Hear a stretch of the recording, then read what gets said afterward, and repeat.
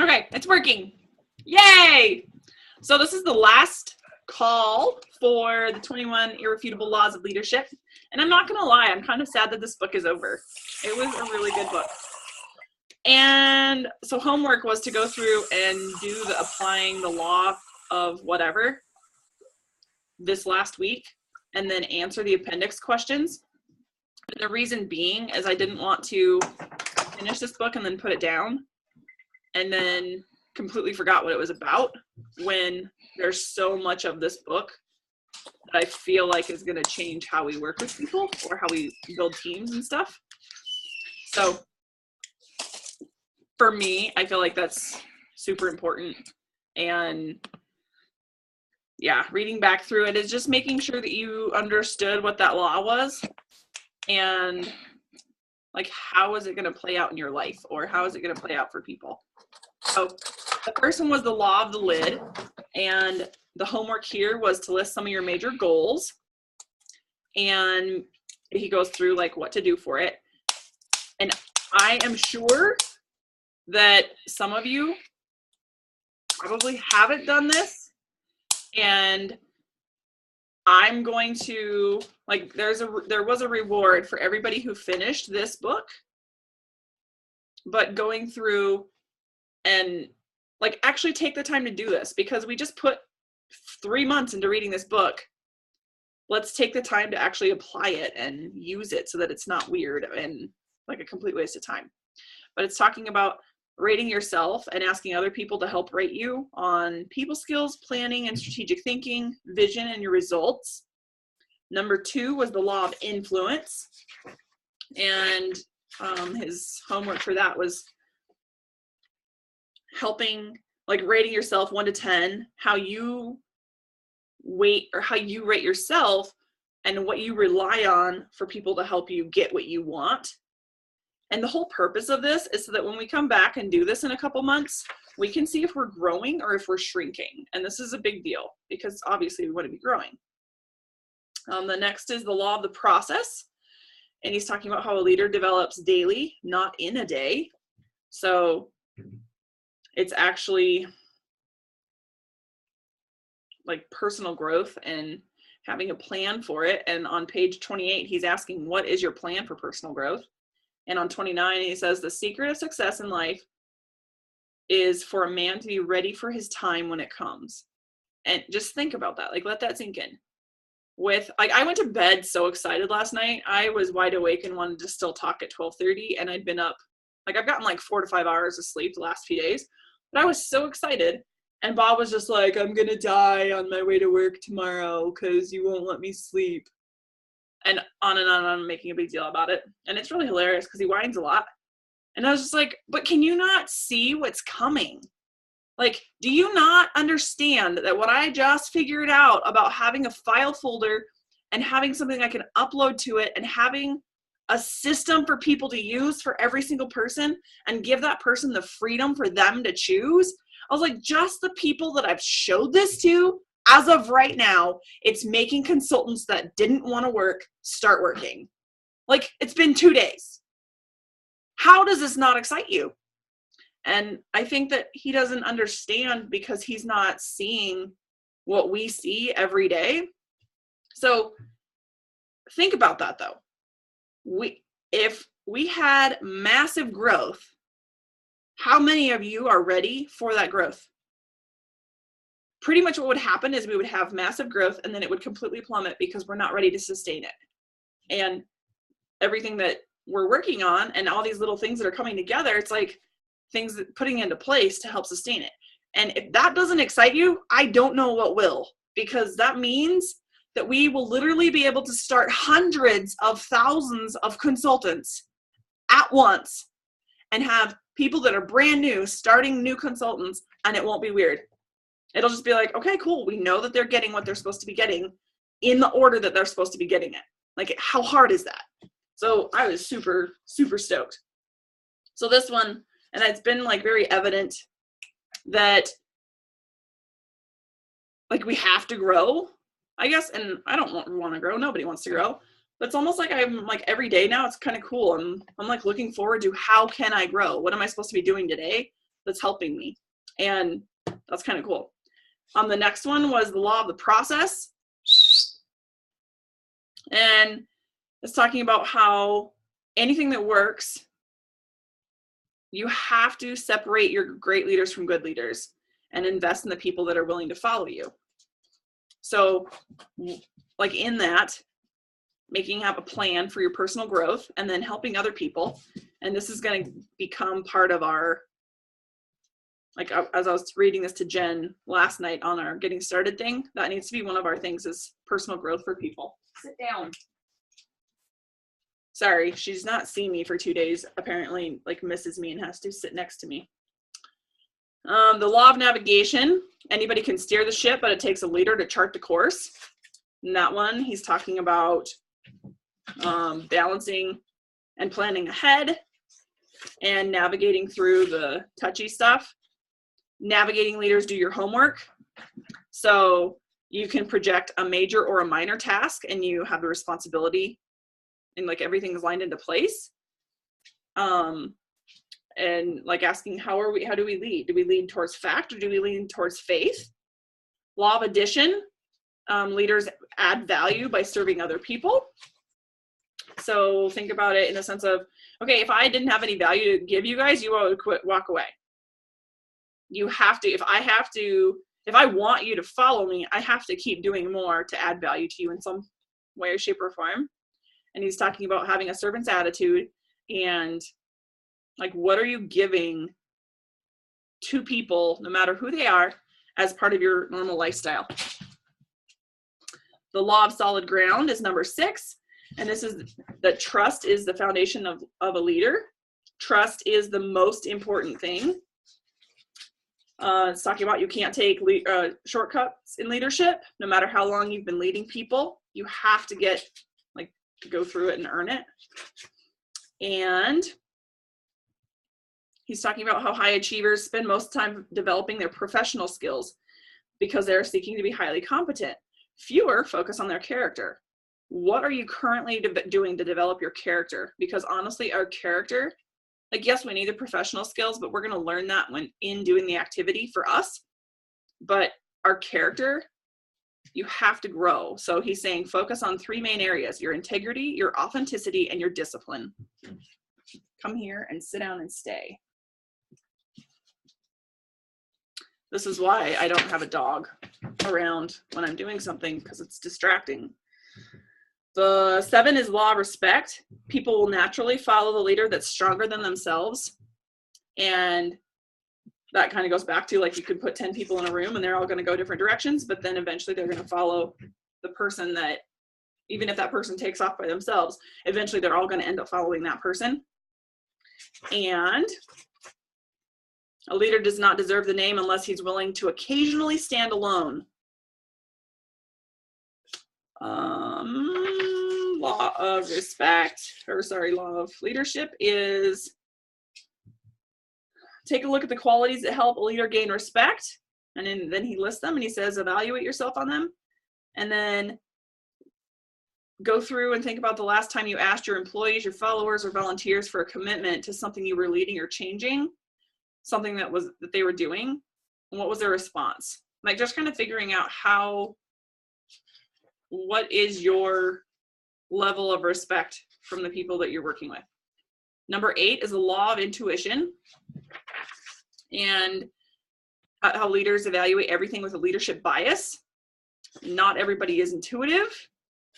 Some people have to learn this. Other people, it comes naturally. But be willing to trust your intuition as applying it. If it's something that you're growing, start working within the areas of greatest strength, and then trust your intuition into the things that you're the weaker on. Number 9 is law of magnetism. Who you are is who you attract. And on 103, he had everybody write down the people. If you got to attract whoever you wanted, they would have these qualities. What are those qualities? And then you have to go back through and put a check mark next to what the qualities that you had, and then X out the qualities that you don't have. So then he goes back to, okay, if you skip the exercise and writing down the qualities you want in your followers, do it now. Once you're finished, then think about why you desire the qualities you listed when you wrote them. Did you think you were describing people like you or different from you?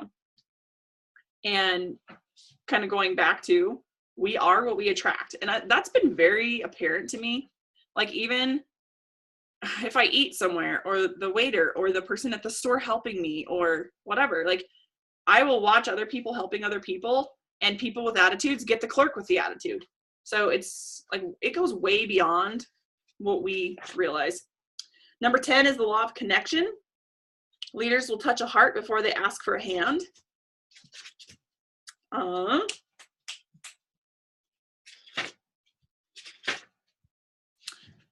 And applying the law of connection is, how do you connect with yourself? Meaning knowing and liking who you are. Start by measuring your level of self-awareness, answer each of those questions, and then now ask 3 people who know you the same exact questions, and then compare your answers so that you can learn where your blind spot is so that you can grow in that area. And learning to walk slowly through the crowd. So when you're among other people, employees, coworkers, or whatever, you can like learn how to talk. So it wouldn't matter who was on, it would work for you personally, not like if you're talking to 100 people.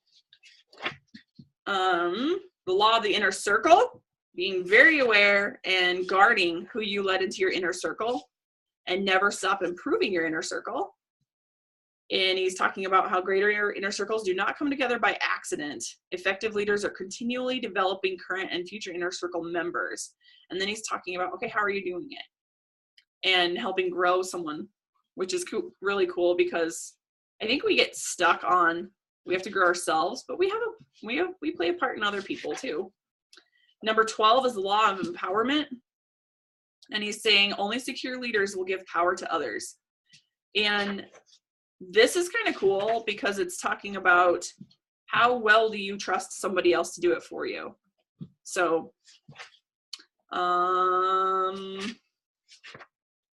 applying the law of empowerment would be, how do you characterize yourself in the area of self-worth? Are you confident? Do you believe you have value? If you operate from assumption that you have positive things to offer other people and your organization, you will take risks. And you'll let other people work for you because you trust them, because you value or you know your position can't be moved. So like, even just reading through these, even after answering them, it's like brings things up again. The law of the picture. What do people see? So when I talk to you guys, and I want you to answer this, when I talk to you guys, if I am talking to you about something, okay, even just our new training that just happened, that we're all going to start learning and stuff. When I talk to you, do you see where this is going to go? Like, do you see how this is going to help us? Yeah. Is that something that I need to grow in? Like, do I talk to you and you get off and you're just like, yeah, whatever? Or do I talk to you and you get off and you're just like, this is awesome. I'm not sure how it's going to happen, but this is really cool. Anyone? I think I was still muted. Yeah, no, you're good. So I don't know if you guys have noticed this or not, but I can see where you are all growing, because literally 3-4 months ago, if I told you all we were doing something different and something was changing, the very first words out of people's mouths was, now I post something that I'm like, oh my goodness, I can't wait to show you guys this. This is awesome. Or I added this to this. And instead, my text messages back or comments are, oh, cool, I can't wait to see what it is. That's the attitude that we have to have for people. Mm-hmm. Otherwise, we're going to die. Okay, so then he goes through about applying the law of the picture. And what are 3 to 5 things that you wish your people did better than they currently do now? List them. If you're already practicing the law of the process, you're currently working to sharpen your skills to increase your leadership ability. If you're not, get started, because that applies into the law of the picture, in the sense of you have to have a process to know where you're going. And I feel like that's kind of what we're getting honed in on. Like, we have a process, but having a process that's better than the one that we have. Like having one that people see and that we don't have to explain. It's self-explanatory. Number 14 is the law of the buy-in. And people buy into the leader way before the vision. So again, who you are is going to sell what you do. They have to follow the person before they follow a worthy cause. People want to go along with people that they get along with, not people that you're constantly fighting with, because otherwise it's frustrating, obviously. The law of the buy-in that he's having you do is think about ways you can earn credibility with individuals. There are many ways you can do that. And then he runs through that. Like, how can you grow what you're offering to people for people to trust you? Law 15 is the law of victory. Leaders find a way for the team to win. So I think when I was talking to Nicole last night, I think a huge part of what is making me so excited for the new consultant binder and adding what we have been to it is watching people across the board struggle. So almost every person on my team, whether they're a seasoned consultant, a brand new consultant, they're all struggling with the exact same thing. Well, in our system, the only variable, like meaning the only thing that could be any different or move or be broken or do it differently or fix it or whatever, is the consultant. So if every single consultant across the board is having the exact same problem, is the problem the consultant or is the problem the process?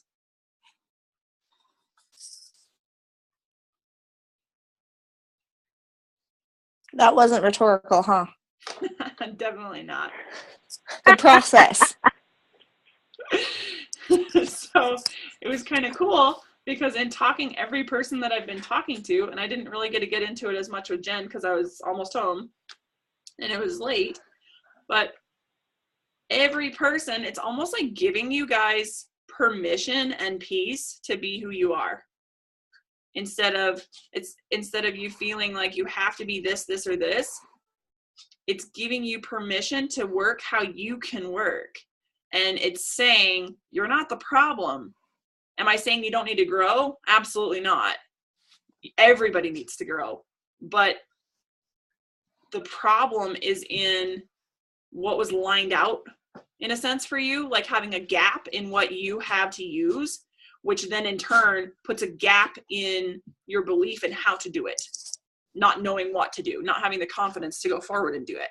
Mm-hmm. This dog's teeth are sharp. Ow. 16 is the law of the big MO, momentum.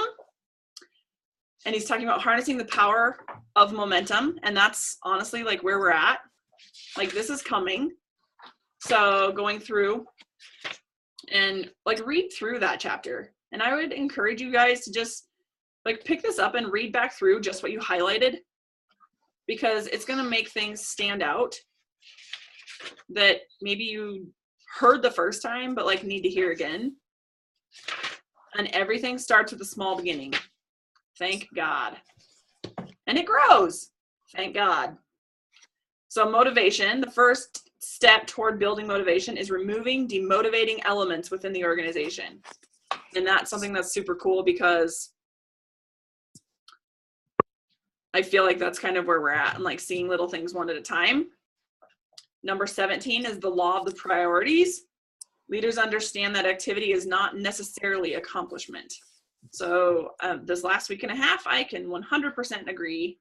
I feel like I've been super busy. I've gotten a lot of stuff done, but I haven't gotten stuff done that I needed to get done. It's been, I mean, it needs to be done, but it's not. It's been like the little mundane things. Okay, so applying the law of priorities.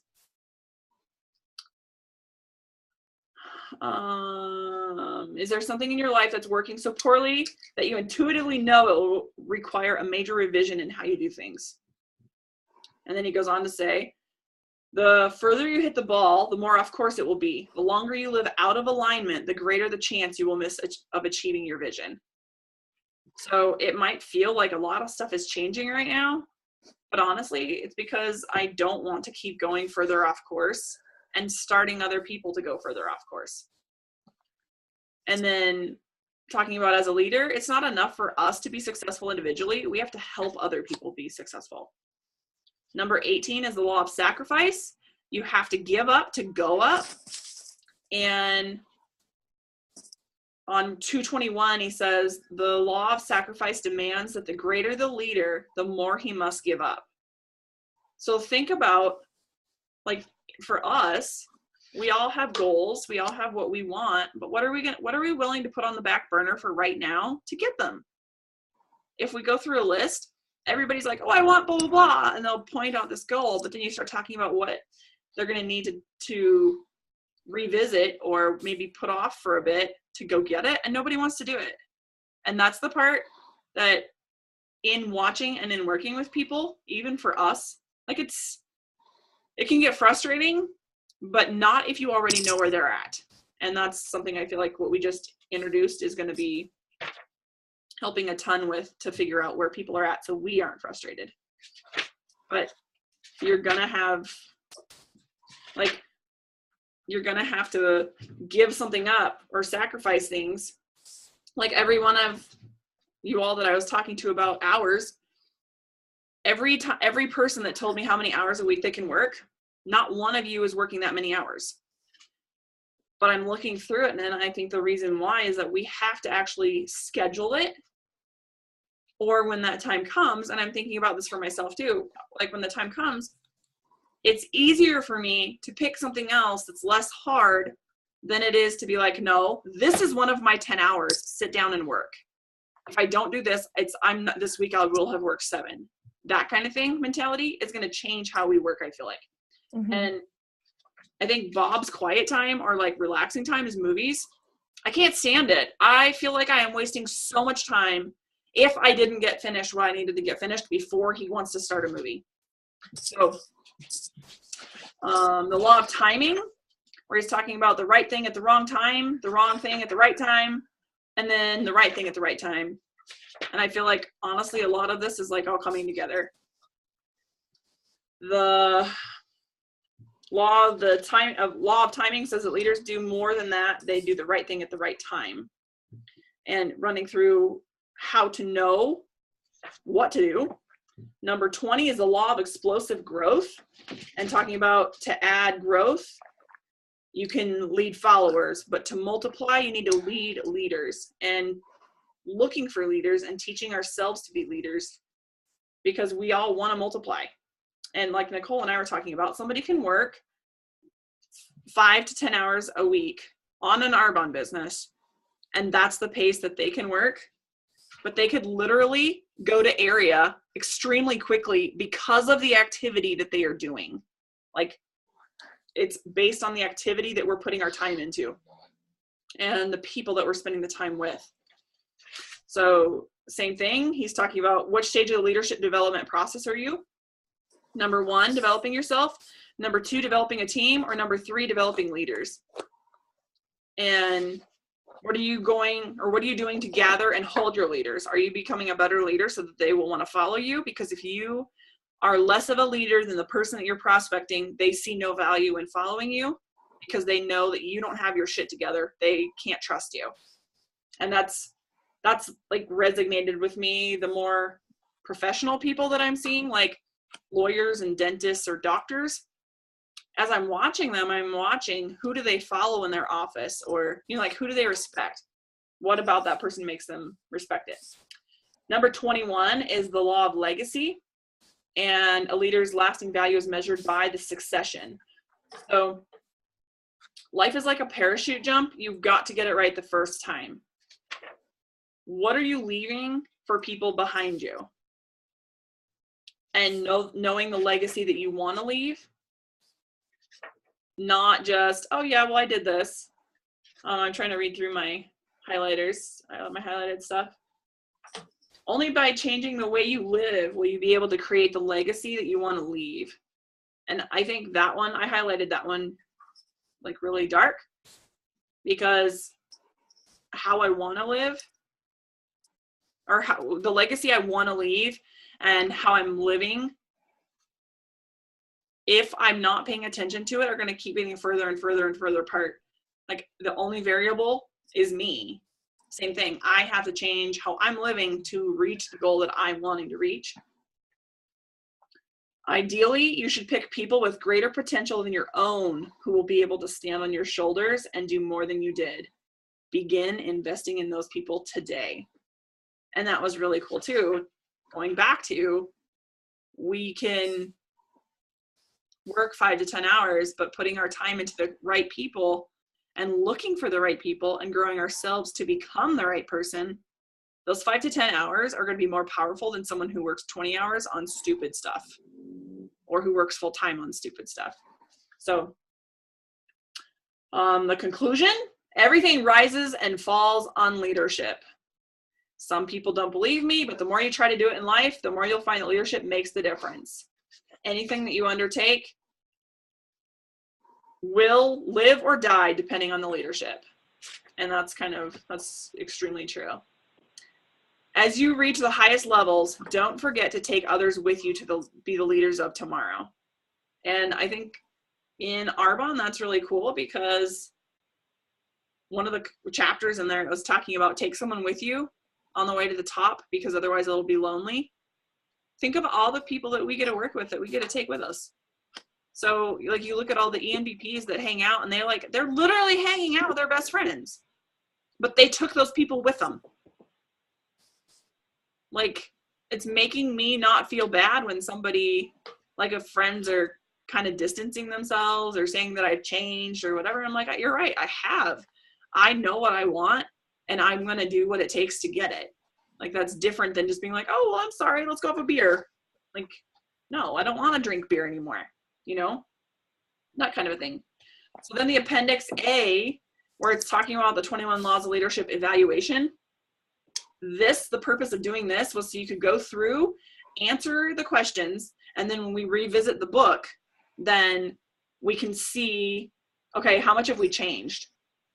Because growing on it or working on it every day you're gonna grow one way or another. And if you, like, the proof's in the pudding, if you say you're working on it and you're not, when we come back and take this, every answer will be the same. I pray to God that a year from now, not one of you can go back to this and answer and have every question be the same answer, because that would mean that in the last year you literally did nothing. So that's what I have. Any add-ons?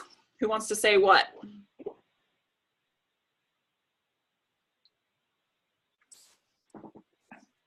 Nicole? Jen? I don't You think covered I it. Yeah, I don't think I necessarily have anything. Okay, out of all of these chapters, what was the coolest? Like, what did you just like, this hit me so hard and I loved it, but hated it? Excuse me. Like, what was the best chapter or best 2 chapters out of the whole thing for you?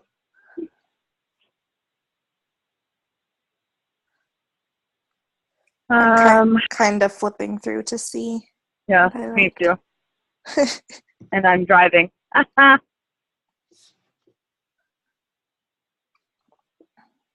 Law of Legacy was big for me because I know what I want to do and what I want to leave behind and what I want my kids to follow through with.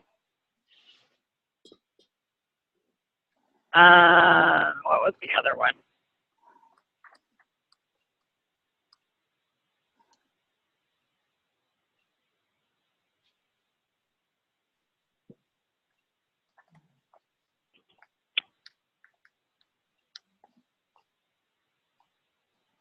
The one I struggled with, I think, was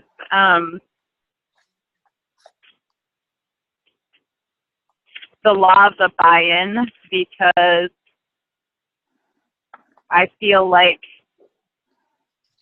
that's the most difficult, maybe. So I'm going to For have me. you, for your homework, I'm going to have you reread that chapter. and go back through and answer the questions and the homework that he has you do for that. And then find that one in your study guide and answer the add-on questions that he has. Okay.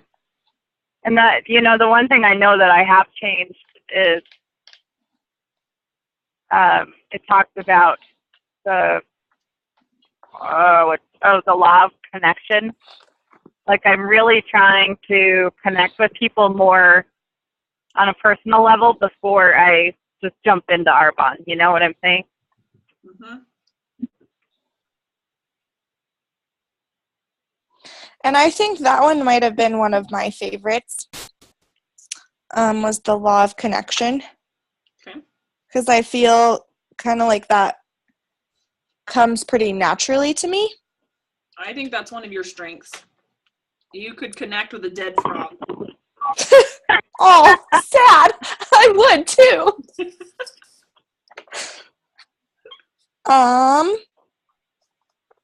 As far as the hardest, I think a lot of them kind of were hard, but this was a difficult book for me. I think the one that hit me the hardest, that made me realize why our team is not growing, was the law of the lid. And I've heard the law of the lid, but it never made really sense. Like, I mean, we've done it in trainings a lot, but it never really made sense until he's showing that if you are an 8 in dedication, but in leadership ability, you're a 1 or a 2, your ability is actually only a 1 or a 2. Mm-hmm. That one was like, okay, I need to grow so fast if I want all these other people to come with me, because I can't sponsor someone who's a 7 if I'm a 1. Right. With ability. Like, dedication, is there any sense to, or any doubt to anybody that I'm not dedicated? No. Okay, great. I can be a 9 or a 10 in dedication, but my ability obviously needs to change, or I would have a completely different looking team. Mm-hmm. And that ditto. What? I said ditto. Mine too. So that one's like, and I highlighted where he said change the direction of the organization. If you want to change the direction of the organization, change the leader. I was like, boom.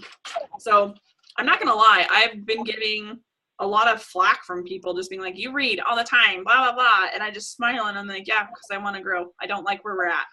I want it to be different. Mm-hmm. Mm-hmm. Something that was cool and like reassuring would be the law of respect, where he's talking about how when leaders come together, first everybody goes in opposite directions. And I feel like I'm one of the people that's seeing who I'm following and being like, I don't like this, I'm leaving. And it was really funny because as I was showing Julie yesterday what I'm doing, because she was like, so what are you working on, blah blah blah. So I was telling her, I was like, here, check this out. And I did walk through her with her like a new consultant. She was like, I needed this like today. I was, can you email it to me? And I smiled and I said, no. However, I will give you the access that I'm giving to my team when I get things up and running, but I cannot take time out of my schedule to email you one of these documents, like every single one of them, one at a time. Mm-hmm. And she just looked at me like, you told me no. Like, what?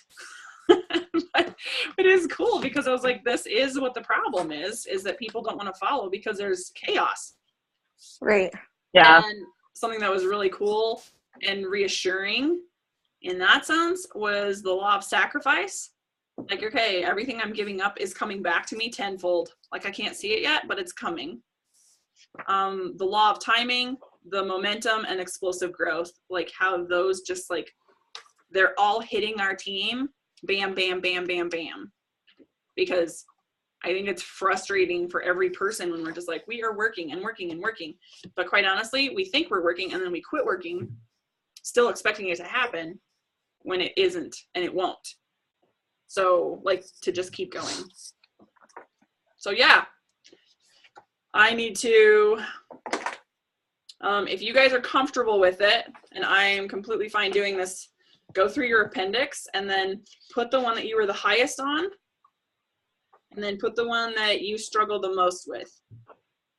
Ooh, do you want mine right now? I think I can figure those out really quick. Or I can text it to you. Is that what you're wanting? We'll put them, do them on the, like, let's put a comment on the recording of what they are. Okay. Because I think that it's really powerful for people to see that somebody can be amazing in this area and suck in this area, but that does not make them ineffective. Mm-hmm. So it helps us see, like, and somebody, so say Nicole's weakness could be my strength. And because of that, immediately, without even realizing it, I'm going to start helping Nicole work on her weakness. Does that make sense? So vice versa. Somebody can see something that I'm not good at, and if they know I'm not good at it, automatically that person's going to step up and start doing that to help me make it my strength. I won't even have to ask for it. And that's really cool. Like, that is the purpose of a team. So it's more for that purpose. So we are on to failing forward. I'm looking forward. I thought it was white. It's not. It's black. So we are on to this book. So next week we are starting Failing Forward. And this I'm excited for because he's talking about how to turn all your failures and how all of your quote unquote failures help make you succeed for what's coming. And if you grow on them, like turning them into stepping stones. So Awesome. 7:30. Any questions, comments? So we're reading this between now and next Wednesday and then talking about it next Wednesday? Correct. Okay. So do your homework for the book that we just are finishing, and then we're starting Failing Forward this week. Okie dokie. Okay. Woohoo! Have an awesome day. You You too. too. Bye. Bye. Bye.